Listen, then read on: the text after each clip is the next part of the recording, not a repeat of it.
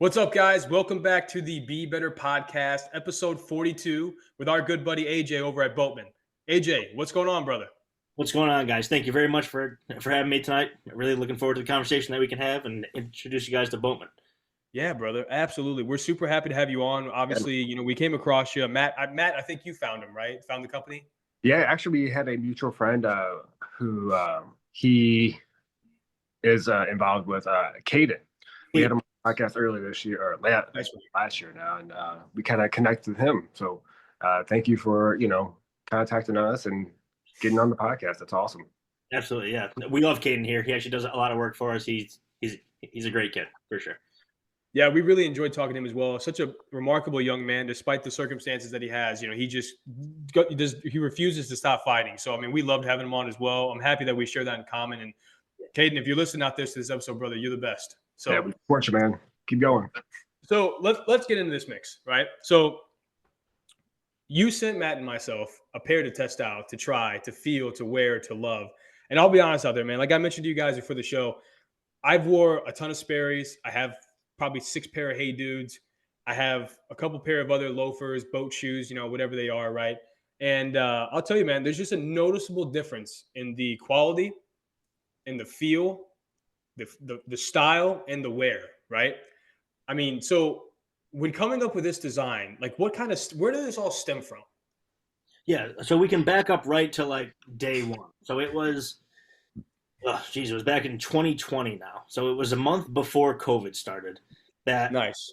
In my head, I just thought of this idea to make something new in the market. So even let's back up a little bit from there. So when I first got out of high school, I started at a paper mill making paper, working in the manufacturing floor and just learning how to make paper and how to work with your hands and things like that. So one year we had this trial come in to the paper mill that we had to work with recycled materials. I can't really get too much into it just of the confidentiality things, but we worked with recycled materials and like making paper out of recycled products. So it kind of just got my wheels turning, thinking that things are going more sustainable, things are going more recycled, and like there needs to be something out there that can be made with this material that we're making. And then I used to wear kind of like a preppy fashion, wearing Sperry's, wearing boat shoes, wearing all sorts of other brands and things like that to like dress nice and dress clean up. But it just kind of one day driving home from work, working with that recycled material, it kind of just clicked. My boat shoes were beat up. I was like, it's time for a new pair. So I just kind of looked down and I was like, well, wait, we just kind of made product that was like this. Why can't you make something like this from that?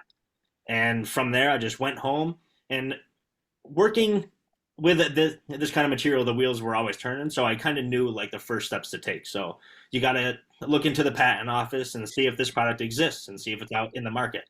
So I went home that night and did my research and found that there was nothing out there. So my first step back in 2020 now was to reach out to a patent attorney locally and get the product moving and get really the first steps forward, pun intended, and just get things going.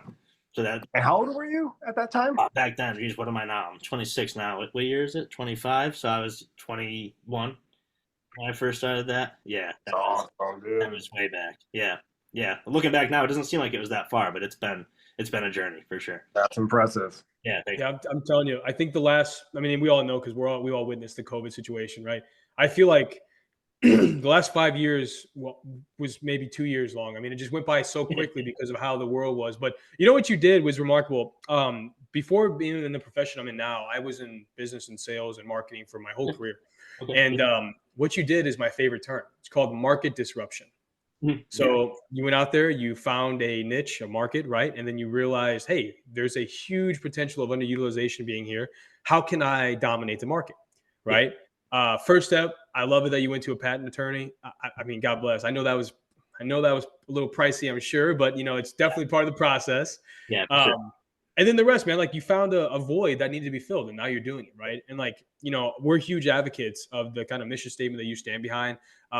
Like I mentioned before, and I'm not going to bash any brands here because people like brands, whatever. But I will say this confidently out there to everybody listening, most recycled material, reusable brands, the more energy or self-sufficient, I should say, where they reuse material to make their products, it's normally a lower quality product, right? Just due to the nature of the materials inside. Guys, with these shoes, I'm telling you, it's a different ball game. It's a different caliber. It's a different planet, different universe. I mean, these are top tier quality shoes, priced very competitively, but the quality is super high and the mission statement stands behind it as well. I mean, it's a win. You're literally checking all the boxes for me. I mean, truthfully, it's a remarkable product that you created. Me too. Really appreciate that. Yeah, we really appreciate that. That means more than you could ever put into words. But when people love our product, obviously that's the whole reason why we built the company, was to make a beautiful product that was at a decent price point and that would last and would be quality. To touch back on one point that you made is that we fill a gap in the market. But when I first started the company, that thought didn't even go into my head.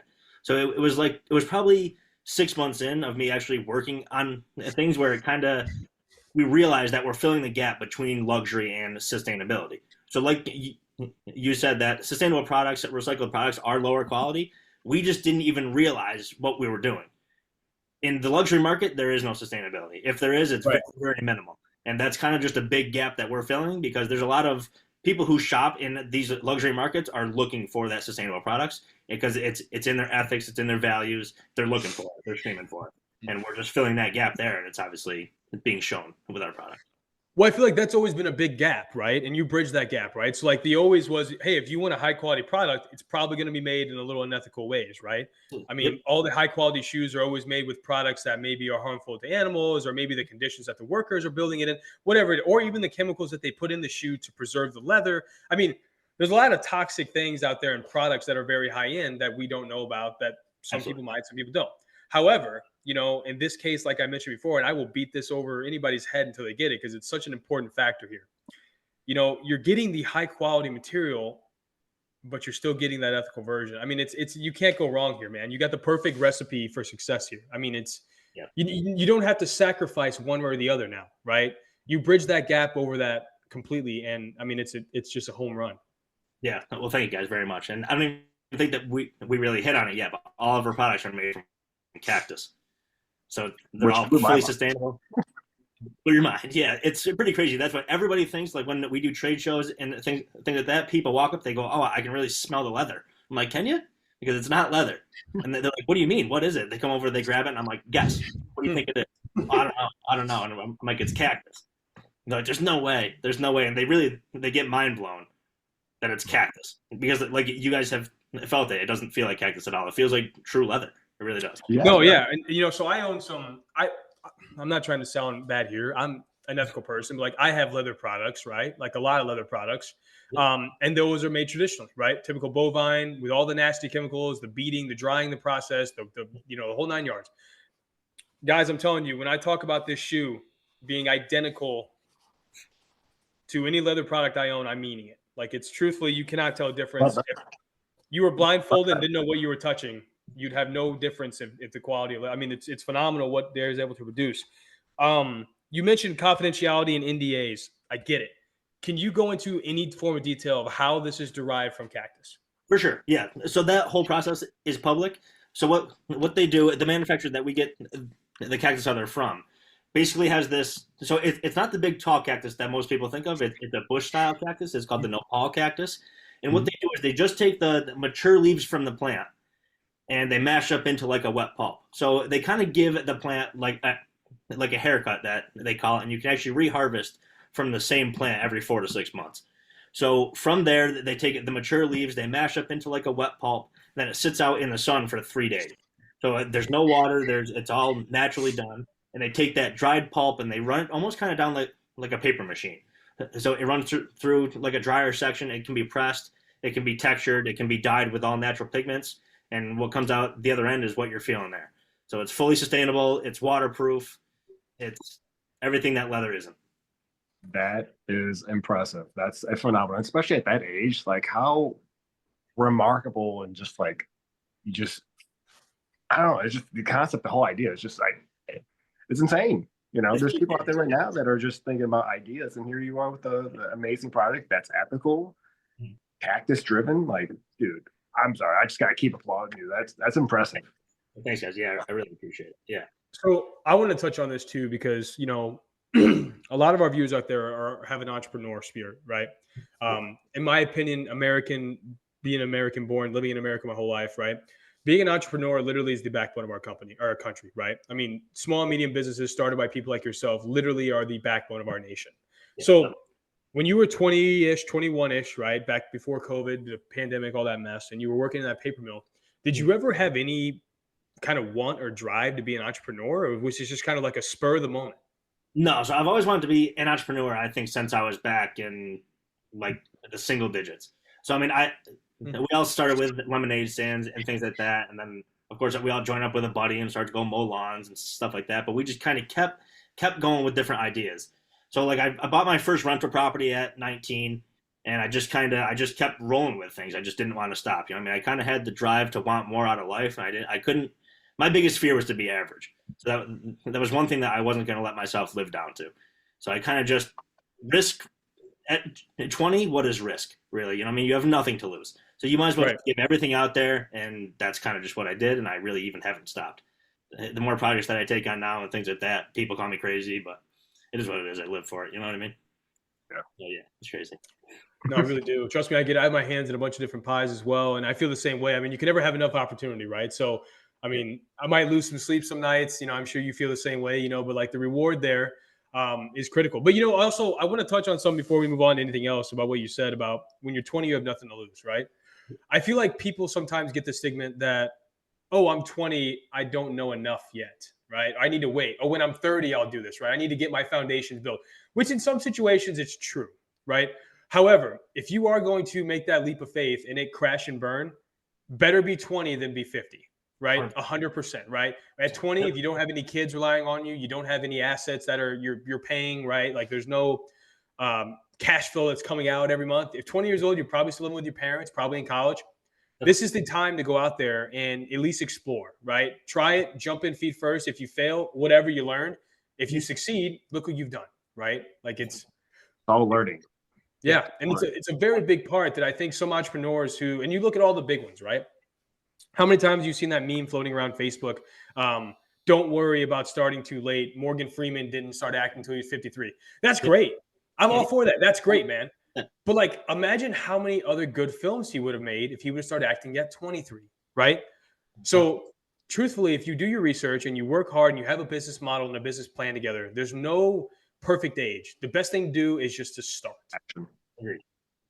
Agreed. Yeah, definitely. And I think some people have it and just some people don't. Obviously, the listeners here on this podcast have it. There's a reason that you guys are called the Be Better Podcast. Our listeners here are trying to do better for themselves, and they have the mindset that they want to do better, obviously. Just I think it's kind of all in how you're raised too, because being 20 years old, I mean, I've even got friends that just don't have that mindset. It doesn't make them right or wrong, but it's just like some people are built for it and some people aren't. You know what I mean? So starting at 20 is pretty early for the risk in starting your own kind of thing. So some people have it or just don't. I mean, that's kind of the way that I see it too. Did you have any mentors or role models that kind of get you in that right mind? I mean, I know you said you started thinking that at an early age, but did anything kind of help you through that process in that time? I mean, so it's kind of funny. When I was 18, so I moved out of my parents' house when I was 18, and I've never gone back. I'm trying to keep it that way. So when I first started then, so I started at the paper mill back then, and I just worked my way out of my parents' house and was able to do so. Right around the same time I started going to the gym, I kind of knew like what building that better mindset needed to be like and what your life needed to look like. So going to the gym was huge. Eating a good diet was big. Reading, research, and all that kind of stuff. So I mean, people who go to the gym, maybe somebody who comes to mind is Chris Bumstead. I'm not sure if you guys know who that is or not. Yeah, it's like a 4-time or 5-time Olympia now, right? 6, I think, actually now. Yeah, now that he's retired. But I mean, so that guy, when I was 18, he was probably one of the biggest influences in my life, just because we're very similar in the age. I think he's a couple years older, but I mean, we're very similar in age, and he was just always that one step ahead of everybody else. He was always in the best shape. He was always making money. He was always just driven to do so, and all of his content showed. So that was somebody who I really, really looked up to, and I still do every single day. He's somebody who I aspire to build a life that he's built, and he's just a huge person to follow, for sure. Yeah, I like that. You got a great work ethic. That's a great mentor. That's Chris, if you're listening, yeah, right. You know what I also think as well about what you said earlier too about, some people are just built for it, some people don't. I've always said this as well. Like, um, if you look at certain people, there's no right or wrong way to live your life, right? Whatever you want to do is what you want to do, and that's okay, right? But what you see is that some people have more ambition than others, right? Some people will they'll go to college, they'll do the traditional route, they'll go to college, they will have a 70,000 starting paying job, which is fine, I guess. It's nothing crazy, but that's fine. Then they just work their way up, and they're complacent, but they're comfortable that whole cycle, right? That's their timeline. And then you have other people that are uber ambitious that are like, dude, the world is not even enough. I need to just keep going, keep pushing. I'm the best. I need to be the best. I need to work harder. Oh, I had a setback. Okay, well, I'm going to come back twice as strong. And those truly are the people that really make big waves in this world and leave a lasting legacy, right? I mean, just the young age that you've been able to kind of realize that, have that ambition. I'm 2 years older than you, and I look at myself the same way. When you said that, I reminded of what I would say, right? When I was in my early 20s. Ambition always will outwork talent, in my opinion. For sure. Right? The guy that's in there giving it all, he might not be the biggest, the strongest, the smartest, the fastest, but if he's in there every day working like a dog, man, you best believe he's going to be something great. Yeah, for sure. Definitely watch out for that guy. Absolutely. Agreed. That's the one, man. That's the one. So let me ask you this is just a technical question for my own, mind's sake here. Do you guys own any of the cacti farm or anything like that, or do you guys just source it? We don't. So we source it. So we work with a manufacturer called Deserto, and they're based out of Mexico. We have a really good working relationship with them, so we work with them on every single thing. Awesome. I love that. I mean, there's nothing wrong with that too. I'm sure that's in the plans one day to own and operate the own time, but makes sense. I'd love to. Yeah. But sourcing that as well from a good company like that, that's in this or hemisphere, I should say. I mean, that's a win-win. I mean, especially it seems like they produce a good product. So yeah. I know we talked about the shoes. Do you want to go in more in depth with other products that you have on the market as well? Yeah, definitely. So we came out with a weekender duffel bag that was about a year ago now that we dropped that. That's just like a weekender style duffel bag. It comes in 2 different colors, black and brown. We're actually sold out of the brown now. We're just waiting for a restock. They flew off the shelves. It was crazy. Especially with the holiday season and stuff like that. It was nuts. We have luggage tags, air tags. We're working on a couple different things right now too. We're looking at like a laptop kind of bag and a toiletry bag, and those should be out for spring this year. So, you mind if I'm going to share my screen? I want people to see the quality of these bags because that's what whenever we were doing we were checking into you, right? I told Matt, I was like, dude, I'm like, the shoes are great, but like, have you seen these bags? I travel quite frequently, and I was just like, this is, I shared the wrong screen. I was like, this is absolutely incredible. Can you guys see that on my end? Yeah, man, it's so elegant, and it looks so cute. I love the color. Yeah, that brown is really sharp. Yeah. The brown is just unbelievable. I mean, the branding, the logo, the handle, it's like even the stitching on it alone is just phenomenal. 10 out of 10. And it's cactus, man. That's incredible. Yeah, it's crazy. I don't even have a brown bag. I had to sell it. I don't even have one for myself. I have a black one. I probably should have kept a brown for myself because they were beautiful. Oh my God. And it's awesome too for a weekender bag like this, right? That's high quality. This is super affordable. I mean, truthfully, like I feel like my luggage was double this. Mm-hmm. Yeah. I mean, I have a Ralph Lauren bag that's leather, and I think it was like $850, maybe $900 or so. Yeah, right. Yeah. So I mean, once again, guys, you're getting the quality of these name brands half the price in a better way of creation. I mean, it's a remarkable win-win. So you're out of the brown right now. So brown is currently out of stock, right? Yep. So everybody out there right now, unfortunately, until he restocks, you have to get a black one, which is not necessarily a bad thing because this thing is pretty damn clean. Yeah, they came out good. Definitely. That's beautiful. So I know the shoes, the luggage tags and the bags, right? So that's kind of in the hopper right now. Do you have any ambition of making any other products and add them to this website? Yeah. So like I mentioned, we're going to do the laptop carrier, which is kind of just like the laptop case, a toiletry bag. And from there, we really want to grow the bag line. Footwear is great and everything, but it's just making footwear is extremely expensive. And just from a business standpoint, like the one shoe that we have to carry 40 different SKUs. So between the different size ranges and the colors that we offer, it's a big overhead to hold and it's a big warehousing cost. So if we can knock down into bags a couple different colors there and not have so many variety of one single product, it makes more business sense there. So that's just something that I kind of learned over time. Obviously, when I first started, from what from who I was back in 2020 to now, if I could go back and have the same knowledge, it would be a completely different company than what we even see today.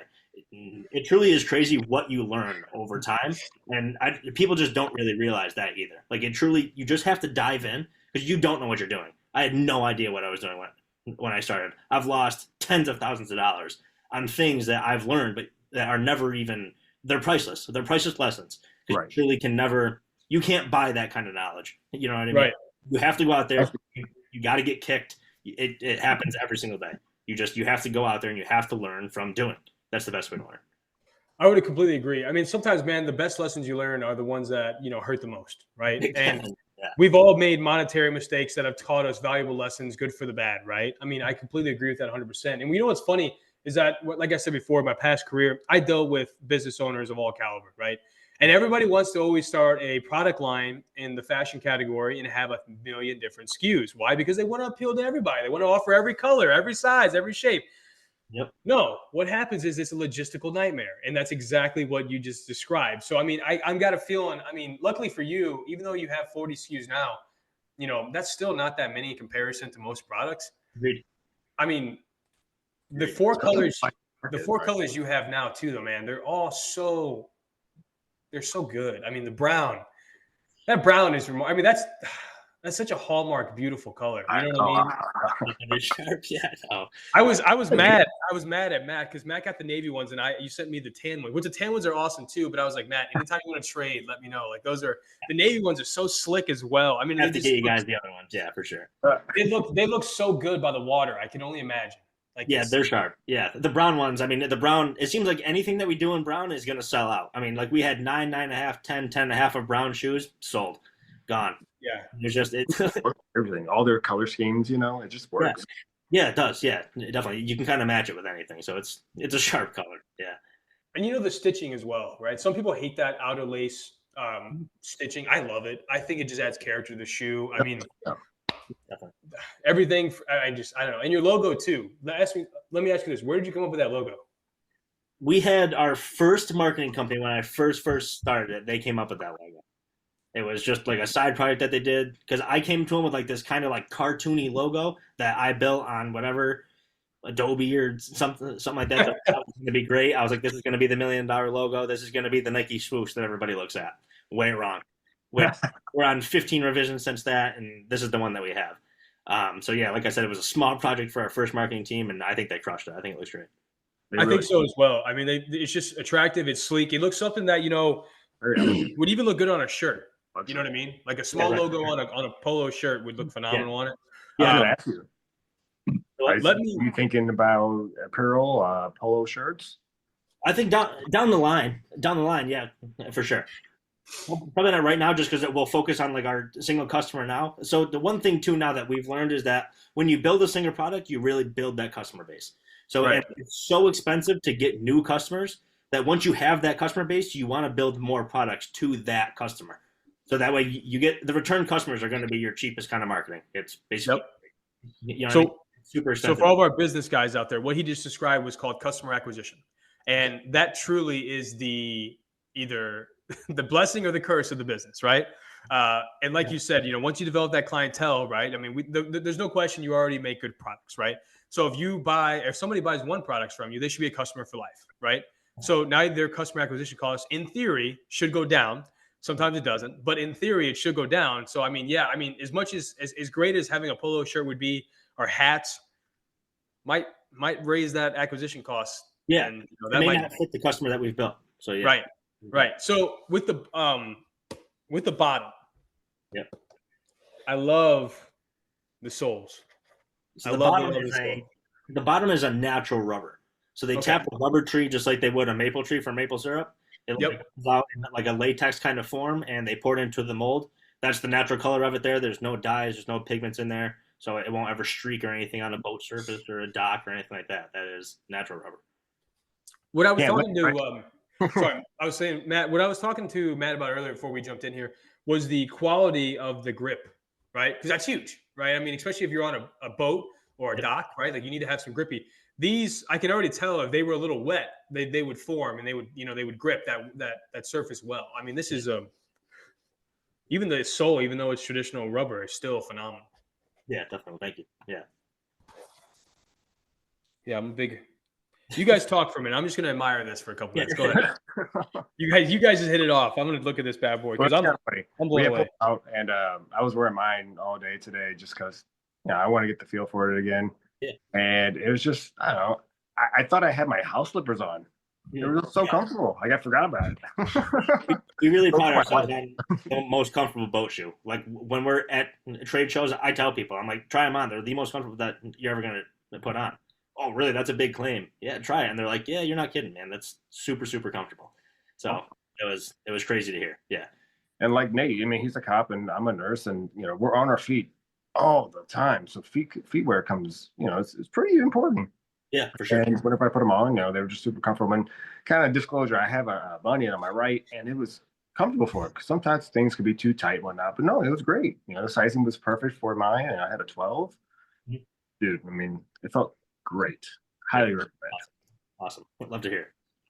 Yeah, I think the biggest thing of that too, the takeaway is like for people that are in a first responder situation or somebody that does, they're on their feet all day, right? Running around a factory or running around a warehouse or working in a restaurant, right? Like all these things. I mean, the quality of the shoe that you wear when you're not working is just as important as the quality of shoe when you do work, right? I mean, if you're not protecting your feet, they're going to deteriorate, right? And how many of these shoes out there are paper thin, right? Made of, I always say this, is like, there's like a shoestring worth of material in this shoe. Yeah. And my feet are sore as shit from wearing, right? Yeah. Like I'm a big fisherman. My father-in-law's got this awesome boat. We go to the lake a couple times a year. We take it out. I own some lake property here in Missouri. We go out there and, these are now going to be my boat shoes, 110%. Because, the Hey Dudes that have the fabric on it, when they get wet, they deteriorate so quickly. These are designed for exactly what I need them to do. Yeah. So you get the duality factor of that because they're so, effective in that regard of the functionality portion.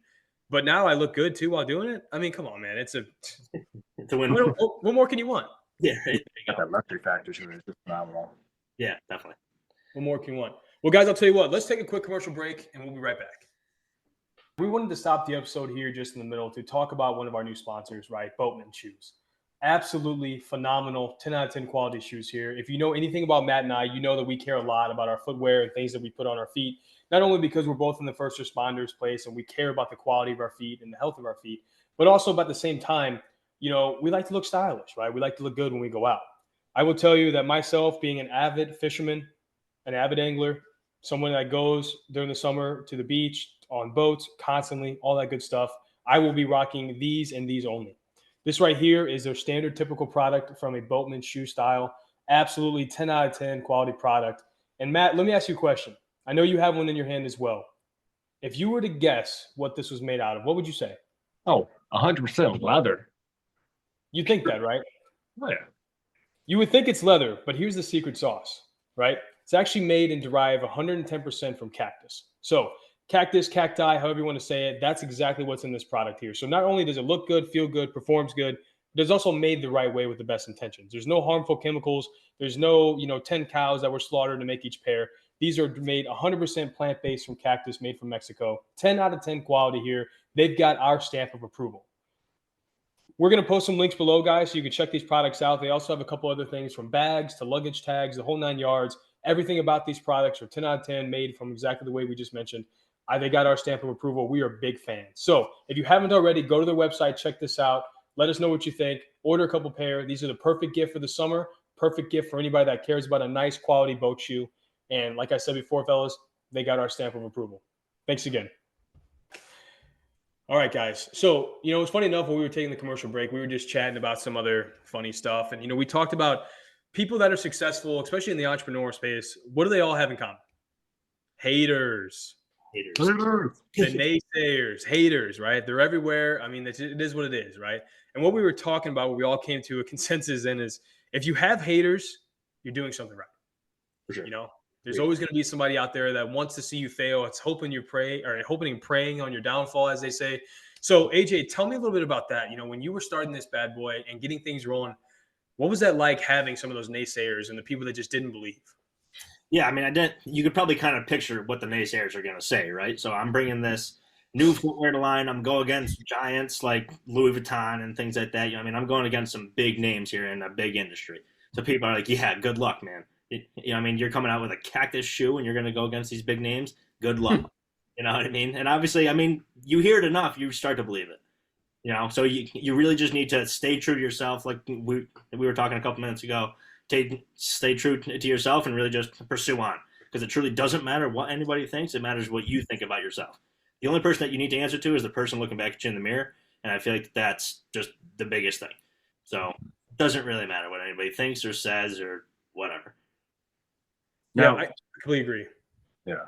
So with that being said, were you the type of person who surrounded yourself with support people who, kept that mindset, or were you kind of just doing it yourself and just pushing through that mud, the naysayers and other stuff?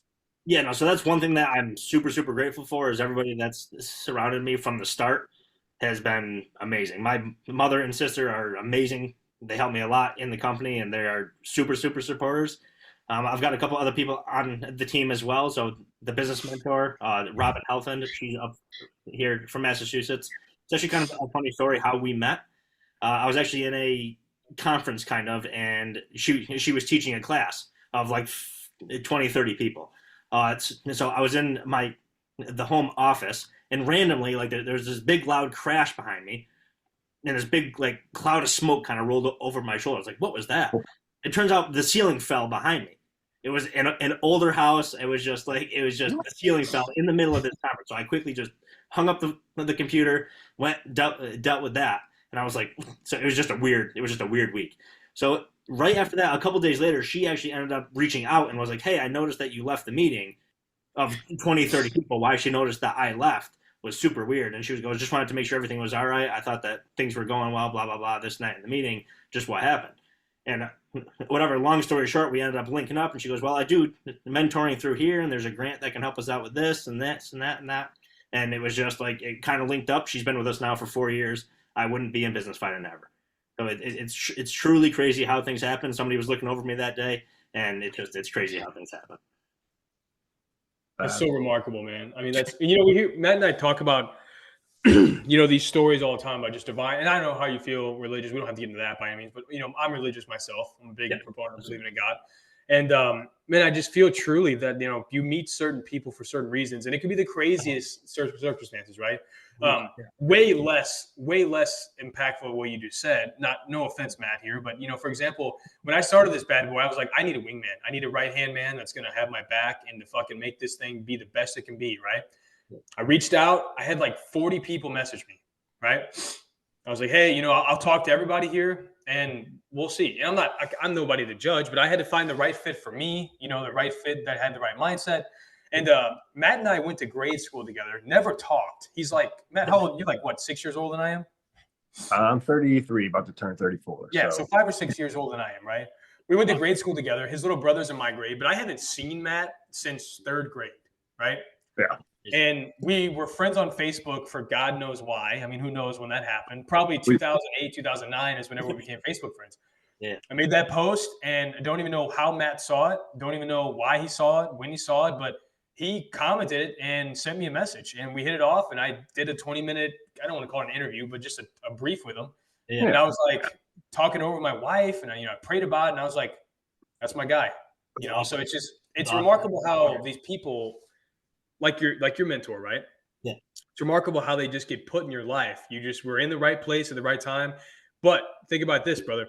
You were in that mastermind, right? You were in that group for a reason. You created that opportunity. Was that your expectation? No, but you were there, right? You were there. Yeah. It's crazy, man. It's just crazy how awesome life works sometimes. Everything happens for a reason. The different circumstances that you fall in that moment might feel like the world's crashing, or no joke, the ceiling's falling in. And then it's funny really how things work out. I probably have multiple experiences where things felt like that it was falling apart, and then it turns out to be like, wow, that was a huge savior. Dude, blessing in disguise, man. Blessing in disguise. Absolutely. I mean, it's all, and like we said earlier, guys, everything's always a learning experience, right? No matter how bad or good it is. I mean, in that case, I don't really know what you can learn about your ceiling caving in. That's kind of a weird thing, but look at the result. Or something. Yeah. Right. I mean, you turn lemons into lemonade real quick there, right? I mean, you got an everlasting friendship and mentorship out of there that's, transformed your business into this powerhouse. I mean, it's, Really? I made that Facebook post and I turned a mediocre podcast into a decent podcast. No, I'm just kidding, Matt. But, and Matt does all the stuff behind the scenes, so he's a big blessing. And I tell Matt every day how thankful I am for him to come on board and handle this back end of the place. But it's good to have the infrastructure in place and the network to keep things rolling. You know what I mean? Definitely. Yeah, I definitely agree. 100%. So I know we kind of talked about the upcoming products coming out.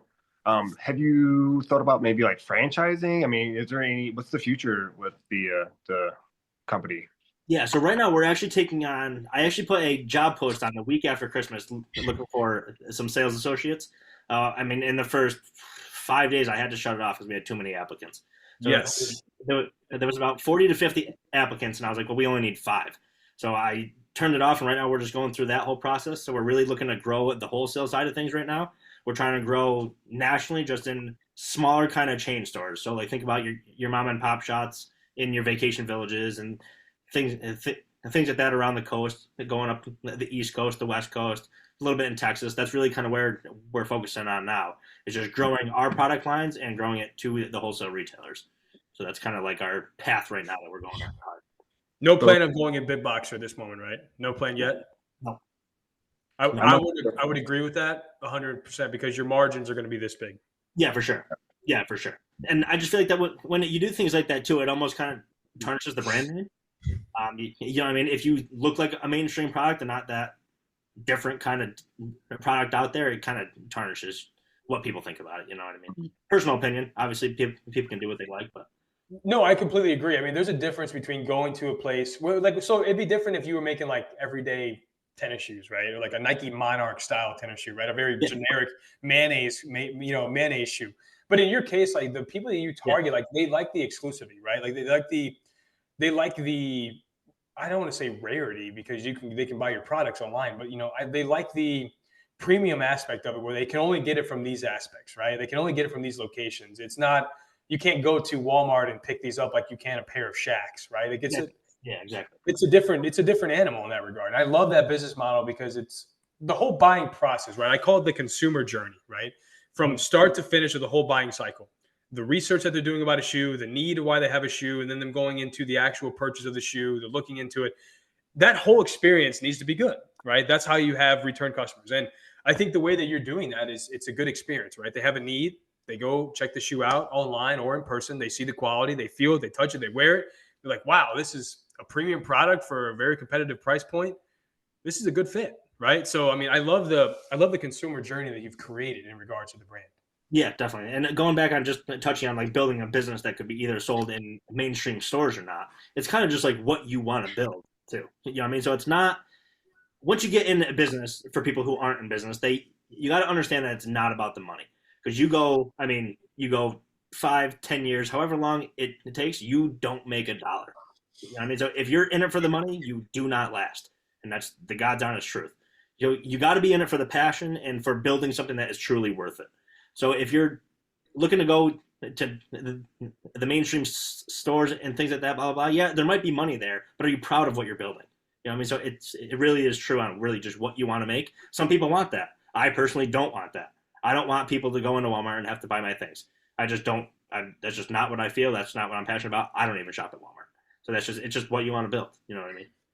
Mm-hmm. Yeah, I mean, I'd rather be a $10 million company and have good values and ethics than a $100 million company and be a complete corporate sellout. And True. Because when you go into those big boxes, and I can tell you won't, which is good, but if you did, the quality of your product has to drop tremendously because now your margins are razor thin, right? So like now these perfect, beautiful shoes that you've created and these awesome bags that you've created, now they're average, because you have to.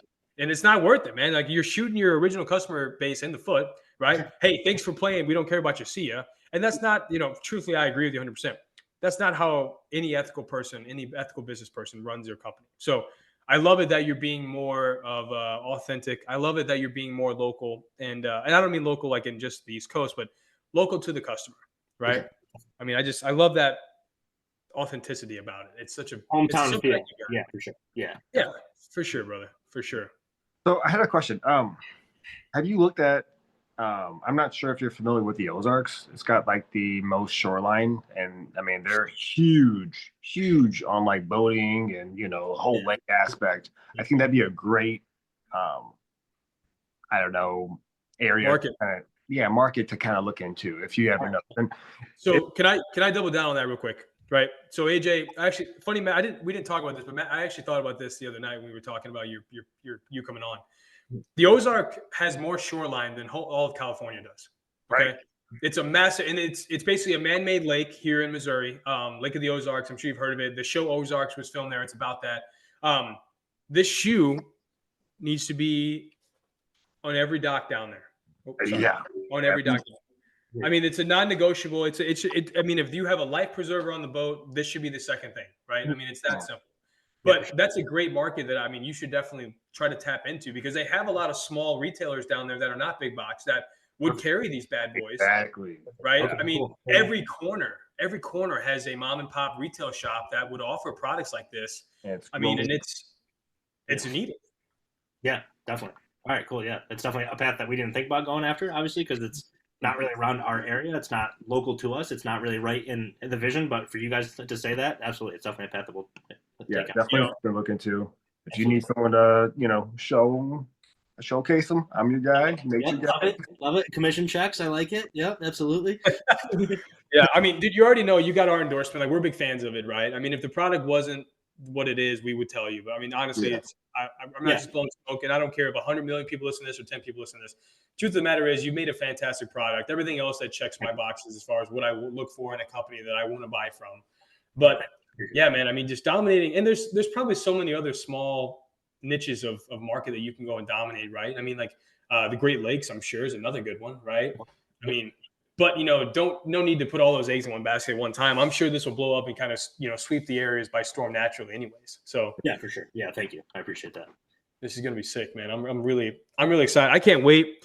It's frozen outside now, but a couple months, I'll be on a boat, ripping some lips, and wearing this bad boy. It's gonna be great. Love it. Absolutely. Oh man, well, AJ, I just want to say truthfully, brother, thank you so much for coming on. I know we're right at like an hour mark here, so we won't push it too farther. But man, I just want to thank you again for not only creating such a remarkable and revolutionary product, but just coming on and just being able to kind of share a little bit about your story and the humble beginnings that you've kind of came through, your triumph and tribulations. And man, I'm so excited for the next 5 years for you guys. Definitely. Yeah. Thank you guys very much for obviously having me on tonight. It was a great talk. I think we got a lot of good things covered for the listeners. It was a blast. Yeah, dude. I mean, God bless. I completely agree 110%. Well, Matt, do you have anything to add before we jump off and let him get back to work? No, pretty much like, thank you for having us on. Thank you for coming on. And I think we should get you back on, a couple months to kind of do, not a couple months, like later down the year to kind of see a recap on the new products or maybe, see how the growth is. Absolutely. Yeah, let's do it. No. Well, guys, this is the end of the episode. So I'm going to say this once. I've said it 100 times on here. If you haven't checked it out already, we're going to put all the links to his website and everything else. Give him all the follows on social media so you can stay up to date with all the new products he has coming out. If you're looking for a good gift for somebody, I'm telling you right now, these shoes would be a near perfect gift. The perfect gift would be the bag. Valentine's. That's true. All ladies out there, that'd be a good move for sure. I'll tell you what, my wife, if I didn't have a pair right here, I'd be asking for these for Valentine's Day. This is pretty solid stuff. Guys, I'll leave you always how I leave you. If you don't do anything else, just try to be a little better. Thanks a lot, guys. Thanks, guys.